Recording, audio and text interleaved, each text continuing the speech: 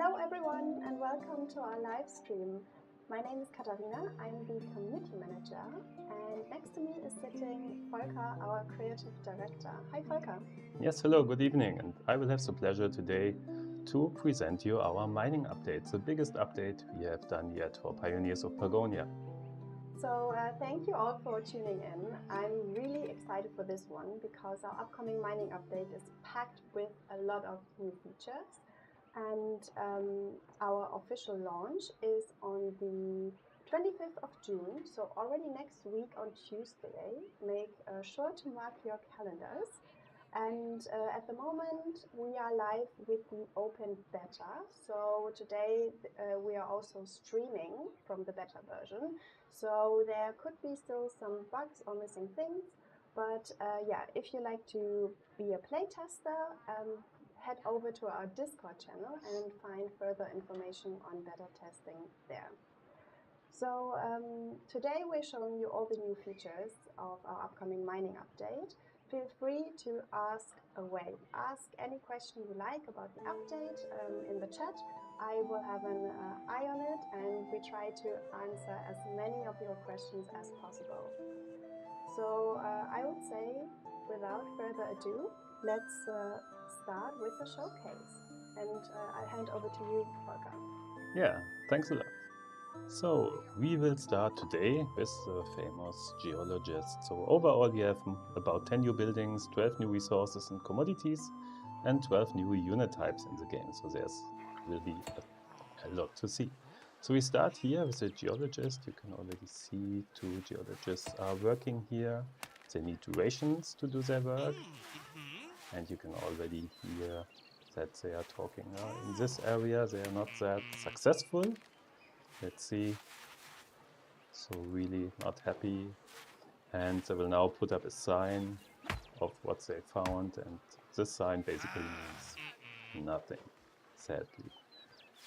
Same for the other guy. But maybe let's take a look at the third geologist, who is over here. And he just danced a little bit. We were a second too late to see it, but now he scribes what he has found and, well, it's some coal. Not a very big vein, but at least we found some here. That's very nice. Okay, and the geologist building itself, you can see it here, is home for 3 geologists. It will be supplied with rations, as mentioned before. And well, also as a geologist, you can see a kind of efficiency about how often he's working. This efficiency display is something new that we have, which is valid for all buildings, all production buildings and all harvesting buildings, which show you then how much they are working and operating. Let's see, we have only 18% on this sawmill, for example, so it's probably lacking materials. But you can see in the last hour what happened in the building. Did it operate or did it not operate? What kind of things can the geologist find? The subsurface resources are coal, iron ore, silver ore, gold ore, and nickel ore. So copper will always be on the surface, while things like coal, iron, and silver can be both on the surface and below the surface. But gold and nickel you can only find below the surface. Okay, now let's move over. And next. a question in between. Sure. So can the geologist search everywhere for resources on the map? No, he can't. Maybe I just stay for another second here. So all the squee areas and the stone plateau areas are suited for subsurface resources. So like this is a stone plateau area. Here there can be subsurface resources and as well as squee areas like, for example, these here. But on meadows, you will not be able to find resources below the surface. Well, otherwise maybe there would be a forest of geologist signposts everywhere in the landscape. Okay, we move on. We now take a look at the new enemies that we will have in the game. So the first contact that happens with them, we are talking about the scavengers. And the scavengers will be a quite new and different challenge to what you've seen before in the game about enemies. They are expanding territory and they are harvesting resources. So that puts a very kind of different, let's say, pressure on the player to make sure that he's not taking too much time to get them under control, because they use the resources to recruit new units and they expand the territory, and that means you can't access those, and everything that they harvest is no longer accessible to you. They only harvest mining resources, so everything from stone to ores and coal. So that's what they are using also to recruit their new units. You can see here already a bit in the background, it's still mostly in the fog, their base building. We will see it in more detail at a later point in time. By the way, here you can also see that we also do visual upgrades. We have new plants here, for example, on stone plateau areas, which really adds a nice, better atmosphere to those which looked quite empty before. Let's move to the next save game.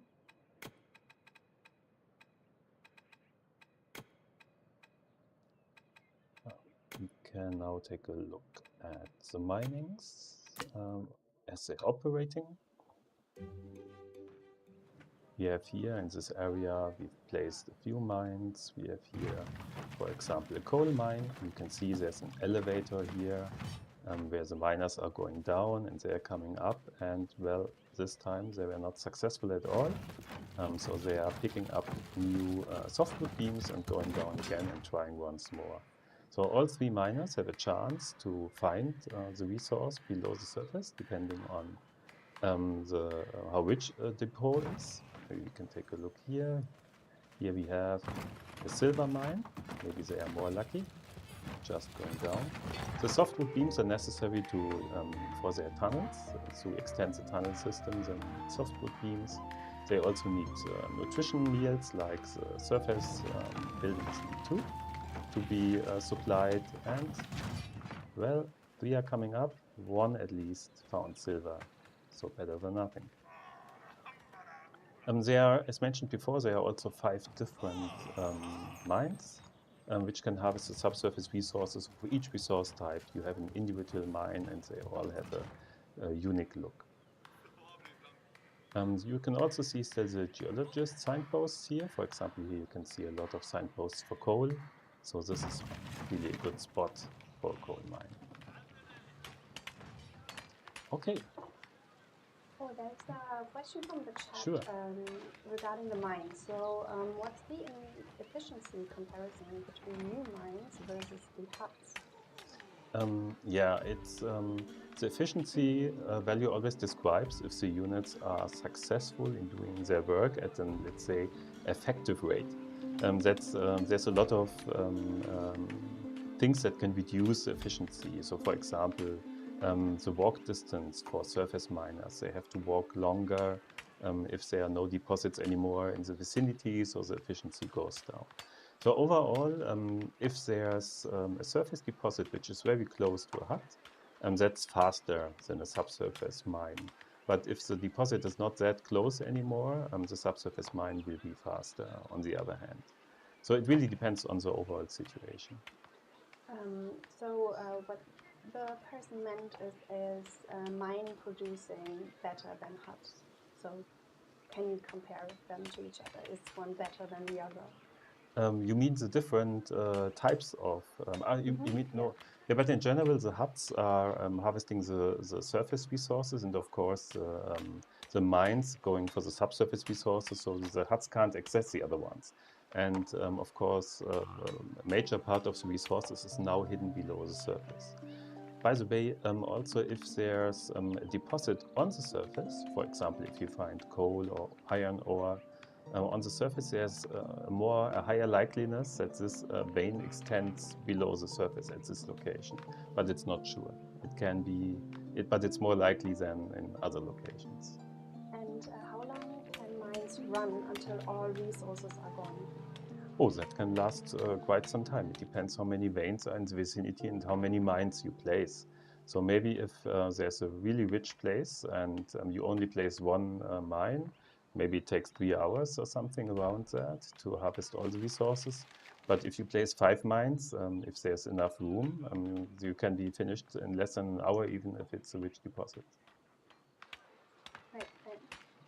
Okay, so let's move on. we take a look now at some other features which also have been added recently in our last quality of life update. You can see here again the trade building, and what we've did is we've added an acquainted state to the neutral villages. So before there was only neutral, and if you had a lot of objective fulfilled, they became your friend. But we've now added an in-between state, which is on halfway to this. And it means that at this point you can much earlier start trade or receive gifts with the other factions.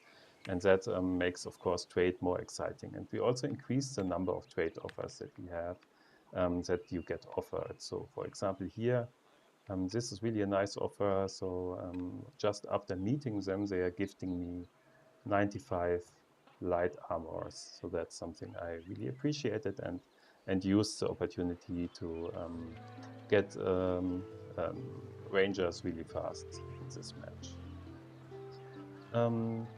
Besides, there's also the objectives are extended. So we have some new buildings, which are also objective buildings on one hand, but also, as you can see, for example, the new commodities are now in trade offers and gift offers. So all these features have been extended to also use all the new commodities we have in the game.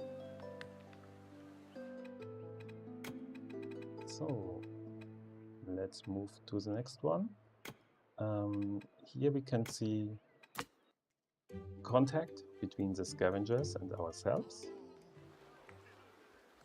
The scavengers are extending their territory and are getting in contact here with our guards. And well, it's a creeper. By the way, it doesn't have the right visualization yet. So this is a kind of a beta graphic, so it's a copy of another scavenger unit. The scavengers have basically three major unit types. So one is the creeper, who is able to extend the territory. Then they have two units which are harvesting. One is harvesting the surface and another one is harvesting the subsurface resources. Maybe we can look a bit over here and we see some. And then they have also guards which protect the others, which are their strongest combat units. And there are three types of those watchers. So the simple one is the pit watcher. And if they get their hands on steel or even on gold, they will be able to recruit the strong units. The scavengers also, as you can see here, have a base, and they are also able to expand to new bases. So they will raise new bases if they find enough limestone to build a new one, and therefore they can occupy the whole map in the end. So if you don't limit their expansion, it will be really difficult to overcome them later. I really like the scavengers because it's a new type of enemy. We didn't have them or enemies like them in the game before, and I'm really excited what you guys in the community will say about them if you get to play the new update. Here, by the way, we have an ore scraper, which is the advanced harvester who can harvest the subsurface resources. So right now they don't have a building yet to do it, but I will show you that a bit later too. So there's another question from the chat. So will we as a player be able to get the territory back once the base is destroyed? Yeah, when the base is destroyed, the territory which connected to that base will be neutral again. And after that you can claim it. And by the way, sometimes, depending on how many resources the scavengers had, there's also kind of a nice treasure waiting there to be picked up. Here we can see also a scavenger base with a mine building. As the scavengers will also harvest subsurface resources. So here this match I played today before. There I'm already quite, if you look at the map down here, you can see that I enabled only scavengers on this map. I will add a bit more info about that later. So we have several scavenger factions around me and I'm quite limited, so I only can expand to the northeast. All the other areas are occupied by scavengers. And here we can see a scavenger mine, so it's called a pit. And here are they harvesting their subsurface resources which they found. And I built here quite close to their border. And this was maybe not the greatest idea, but on the other hand, I had no other room to place my forges and my smithies, and therefore I need to really get this under control and defeat them here better sooner than later.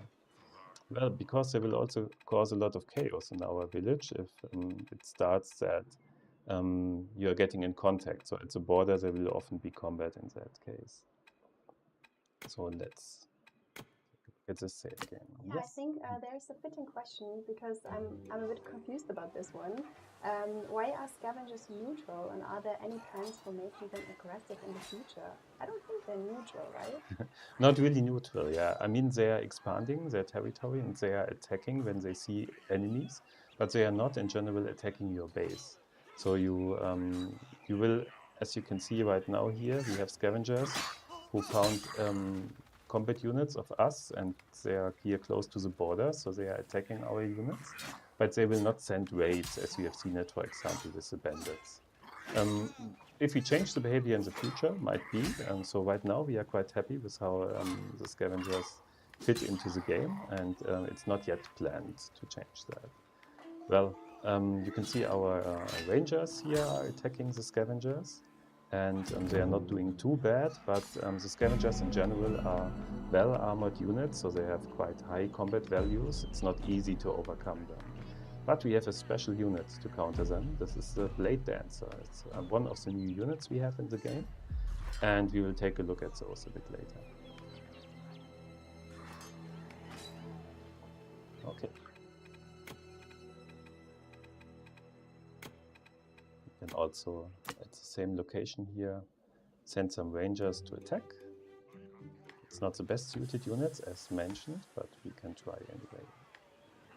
So let's see, I think we have a few here. And let's move over here. So these scavengers here are not that rich. They have still some coal in here. And there's a bit of iron, but it's not really iron ore. That they have a lot of treasures here already in their base. They will continuously produce new units in the base as long as they have resources which are left. So therefore it makes sense, if possible, to defeat them sooner than later. This attack wasn't strong enough, obviously, so we will not win this combat here. But we've already defeated a lot, and you have to think about that you already slow them down in that case. So if you defeat their harvesters, they are not able to harvest resources that quickly. If you defeat their creepers, you are able to avoid that they extend their territory further towards your direction or cut you off.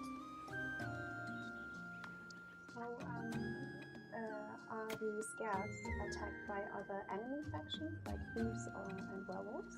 No, all the enemy factions are working, let's say, they are ignoring each other, so they are not working as a team, but they are also not attacking each other. We will now take a look at the furnace. That's also a new building for the player. And the furnace is able to create steel, so it needs nickel bars and iron bars to melt them into steel bars, and the steel can be used then to produce new weapons, new armor. We will now take a look at that. So you can see already here the work procedure at the furnace. The fire is burning inside. Here we have some nickel bars which are ready. Here's one of the steel bars which has just been produced. It's already picked up and will probably go to the armor smith or to maybe the weaponsmith, depends on what we want. I will do a quick run through all the new assets that we have here. So for the armor smith, there's the steel shield, which is used by the new elite soldier, by the most advanced soldier and the strongest units, the strongest overall unit the player can build. And in the weaponsmith, there's more new weapons. So overall, there's now daggers for the blade dancers. The iron daggers are added, but also steel daggers for the stronger versions. There's a steel halberd, and there's also a steel mace, which has been added. So the steel halberd is for the new upgraded guard, the elite guard, while the steel mace is also for the new elite soldier. And the last building which produces the new equipment is the tailor. We have a tailor here. So the tailor is now not only added, before it was light armor and padded armor, which was upgraded with iron. Now we also have steel padded armor, which is crafted with steel instead, and which is useful for the most advanced blade dancers that we have in the game. You can also take a look at the recruitment buildings. So you can see the new units here in the military academy. There's elite soldier with a combat value of 20. So as mentioned, the strongest unit, but we need quite some steel and iron to produce them. And there's also the elite guard. And since guards were a bit, let's say, the veteran guard was a bit weak, we also changed the veteran guard. Has now a combat power of 8 instead of 6, and the elite guard even has 15. Guards can still not leave your own territory, but we changed the amount of territories they claim. So the veteran guard now claims a lot more territories than the basic guard, and the elite guard even more. So if you want to claim territory faster, that's also another way to do it, because you don't need more border stones for that. So the usage of border stones becomes more efficient that way.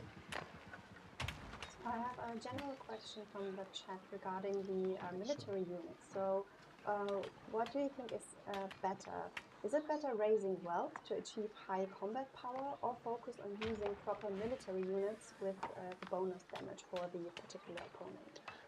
Oh, the bonus damage usually is very strong, so that definitely makes sense. But for example, if you have silver and need to decide if you want to get Fear Nords to defeat werewolves, or if you want to put some silver into the treasury to raise your wealth and therefore the combat boost. Right now here I have 138, by the way. So that's a case-by-case question, yeah. So if there's a lot of werewolves, then probably you need the Fear Nords anyway, and you have to avoid that werewolves grow too much in population. So there's maybe no doubt about that, because raising combat power to values where you can defeat the werewolves with soldiers is quite difficult. So you need really a lot of wealth. But on the other hand, now with gold that has been added to the game, let's take a look. We have a treasury here. There's already gold chests stored into the treasury, and now, while silver had a value of 3, now gold chests have a value of 10, and that's of course quite a boost for combat power. And by the way, also the mint can now produce the gold coin chests. So overall, the question is more like, I would say it always makes sense to put at least a bit of wealth into the treasury, because it is most efficient initially. So for the first 10% of combat boost, you only need a value of 10 inside the treasury, so that's super cheap. That basically always makes sense. But if it's cut off at 120% or at 150, where it makes more sense to invest into units or into the treasury, is difficult to say, because it depends a lot on the enemies, on your amount of population that you have, and many other factors. So people in the chat are wondering if this map is a predefined map, and if not, if they can get the map ID later on Discord so they can replay the match. Yeah, for sure I can do that. Let me take note. So for the map ID. So I just started this map today with a beta version. So it's a common procedurally generated map, and I didn't play it before, so it was a spontaneous game. Okay, let's move to the next topic. So we had the furnace, now we take a look at combat with the new units, so that you can see at least how the new units are looking. Here we have a few of them. We have here the new elite soldier with the steel mace and the steel shield. And we have on the other hand here, I hope he survives or she survives, a veteran, an elite guard with the steel halberd. We will also increase the visual difference between the units over time, so this will happen step by step. Some of the units are also missing differences right now. You will see it in a minute when we have the blade dancers. They still all have the same dress, so it's a bit hard to distinguish them, but we will add that soon. Okay, Let's see, can we send them to attack? I think we will do that in the next save game. That's maybe a better place to take a look.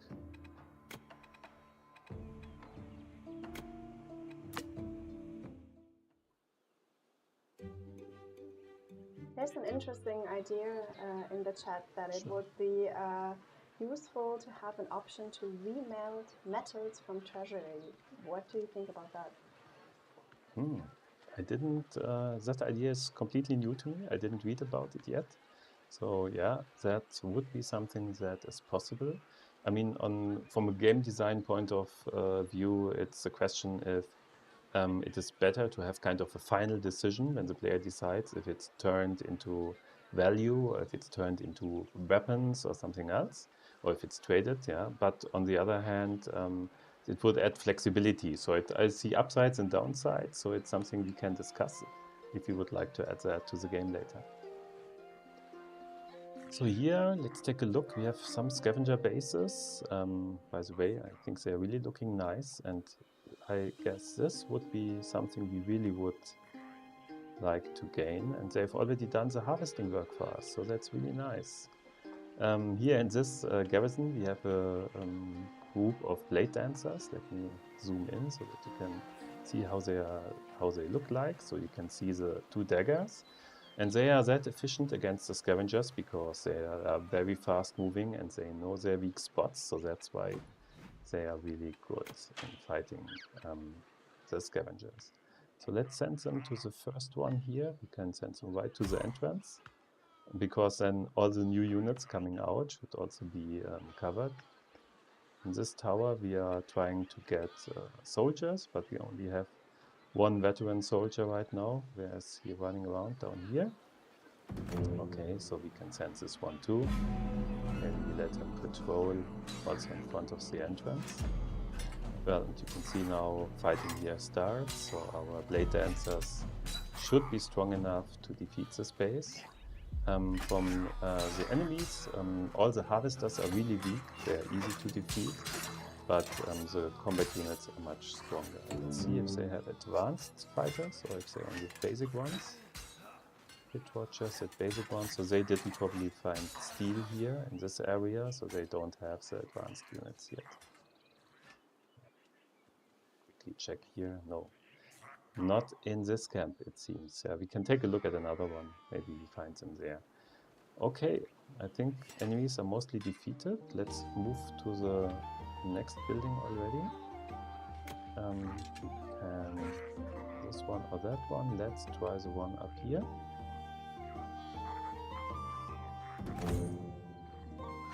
Okay. And some units are probably still walking around, so we are waiting for them to return. Let's see, the soldier is still alive, the elite soldier. And if someone returns, we can use the elite soldier to defeat the leftover units.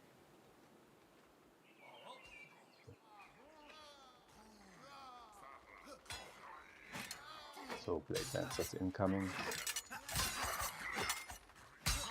I just love how they fight because they are much more swift than the scavs, which are more bulky in their movements. So it's a perfect counterpart. Yeah, it seems they are still able to defeat the units at the second base. And here at the first one, we still have a scavenger stonebreaker left. Let's hope this was the last one. Seems not, there's a creeper returning home. Okay, let's try to kill that creeper quickly and hope that then we can destroy the base. I can also send the others back just to make sure we are getting them as fast as possible. Our one elite soldier here is really successful, still alive.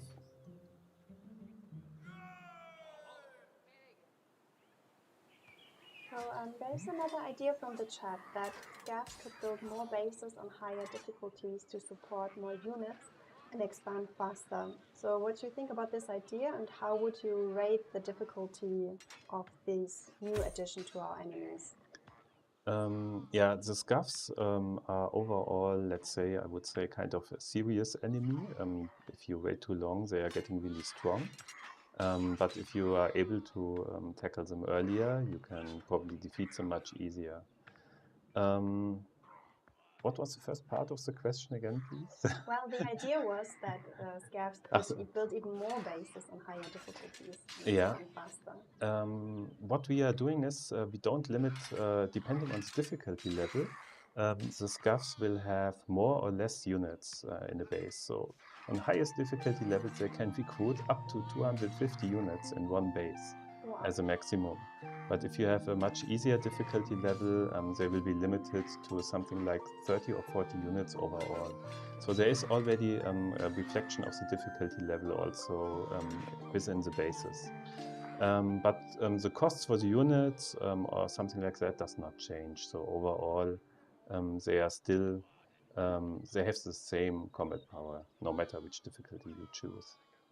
So they do have. So the player does have time pressure to solve the problem and to get rid of them, right? That's true, yeah. Well, we have somewhere still maybe a lost unit, or as we are in beta, maybe there's still a bug here.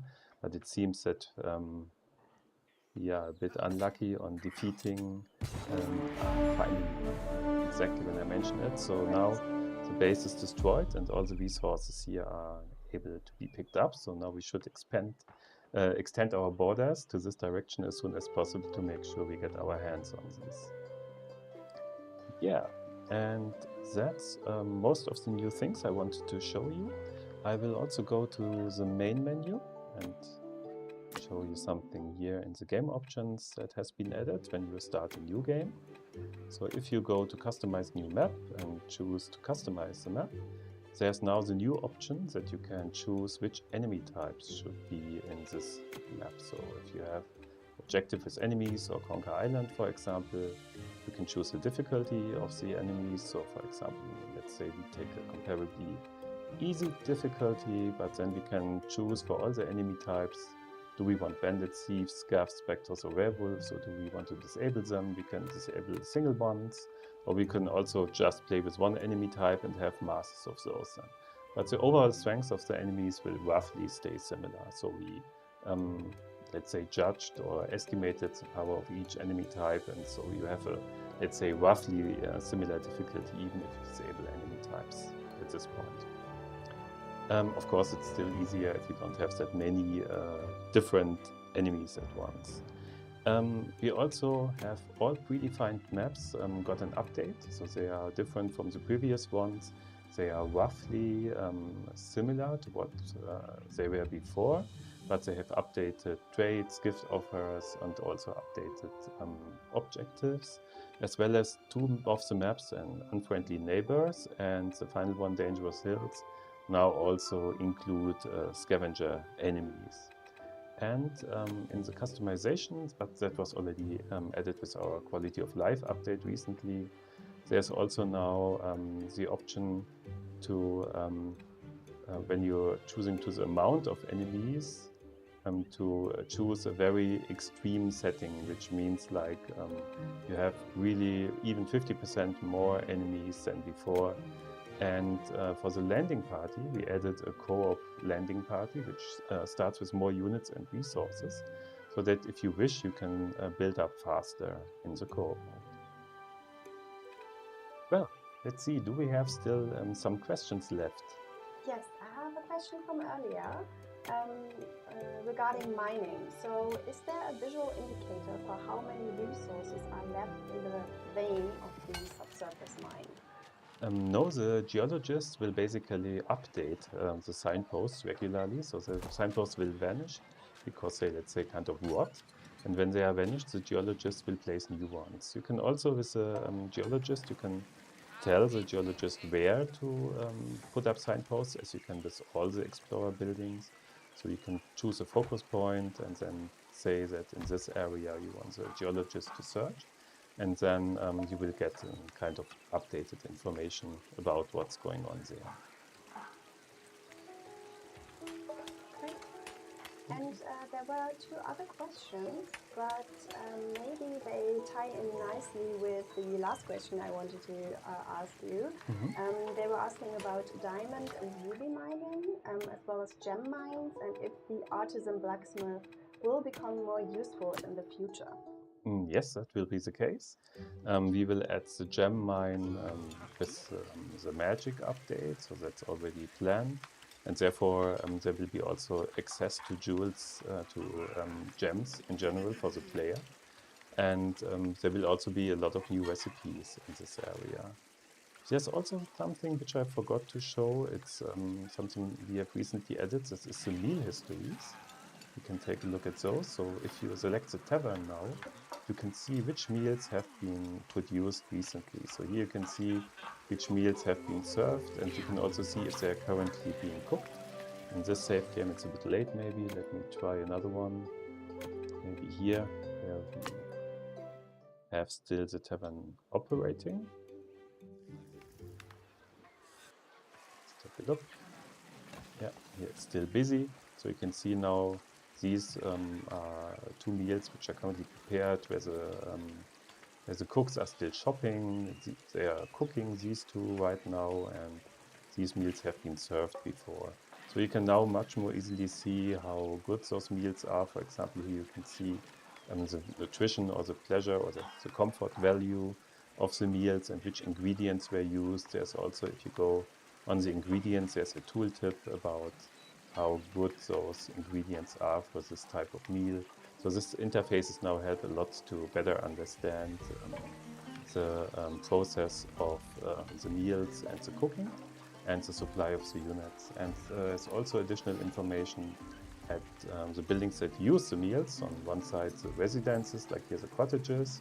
You can see which meals have been recently consumed by those buildings. And this is similar for the mining buildings and the mining huts. Let's take a look here. This is running on rations only right now. Let's see if we have another one, which also, this one is only running on nutrition meals right now, and you can see which meals have been served. So really good supply here of boar meat, at least, while there's no side dish. Final explanation here. So a meal consists of a main dish, a side dish, a dessert, and something to drink. Right now, dessert and something to drink, we only have one commodity, like the raspberries and water. But for main dish and side dish, there's, I think, 5 each right now in the game. And these will also be further extended as we will have more usage for food in the future anyway.